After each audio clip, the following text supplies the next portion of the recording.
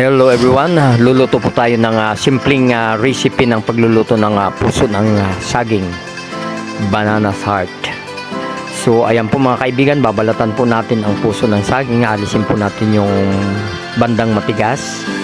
At kapag malambot na po, yun na po ang ating i-slice ng maliliit para ating ilutong ginisang puso ng saging. So ayan na po mga kaibigan. At na-slice na po natin ang puso ng saging. Ayan po. Sa isang piraso, ito na lamang po ang natira dahil inalis natin yung medyo matitigas na parte ng balat ng puso ng saging. So ito po ang aking napakasimpleng pagluluto mga kaibigan. Pero bago natin iluto yan, i-squeeze natin yan. Lagyan natin ng kunting asin, tapos pipigaan po natin. I-squeeze natin para lumabas po yung kanyang katas na nagbibigay ng pakla. So para hindi mapakla, lagyan natin ng iodized salt or kahit rock salt at pigaan po natin mga kaibigan bago natin siyang igisa once na siya ay na-slice na po. So ayan po mga kaibigan ang ating napigaan na puso ng saging at ready na po siya para ating igisa.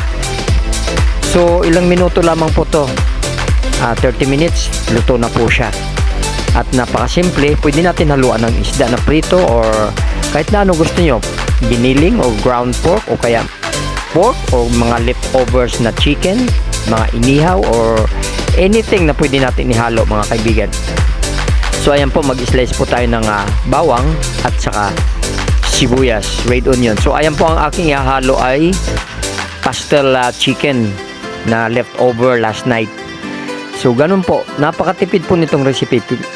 Subalit mga kaibigan, ito po ay masustansya po at maganda po sa ating katawan.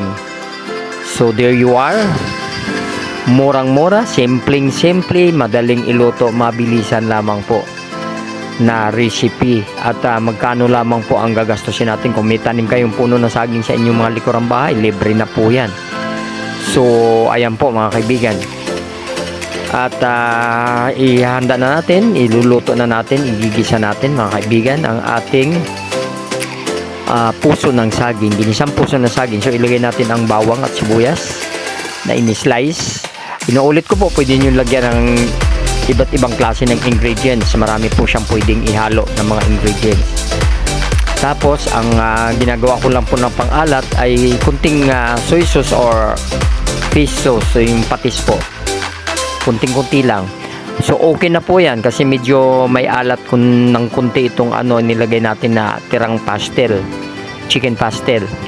So there you are mga kaibigan, ilalagay na natin ang pinigaang puso ng saging kasi meron mo siyang aftertaste kapag hindi natin pipigaan, medyo may pagkamapakla. So we need to squeeze it so that the juice will comes out. That makes the taste little bit different. So mas maganda po, tatanggalan natin ng katas, pipigaan natin na may kasamang asin para wala na po siyang pakla. So there you are. Ayan po mga kaibigan, napakabilis, hindi po ba?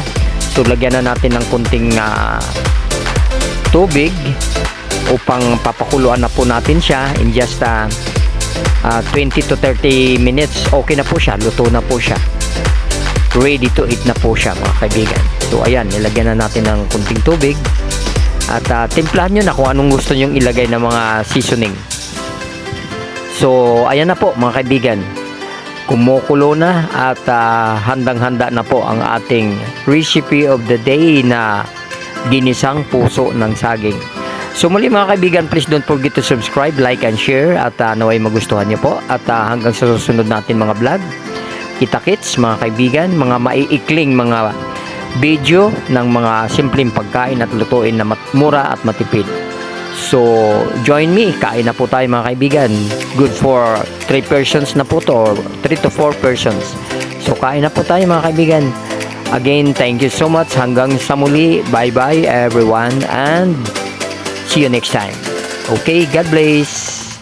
Kain-kain, masarap po yan, lalo na ngayong medyo malamig-lamig dahil magpapasko na po mga kaibigan. At healthy food po yan, good for our body mga kaibigan. Nakakatulong ng malaki. Fiber din po. Okay, bye-bye and see you next time.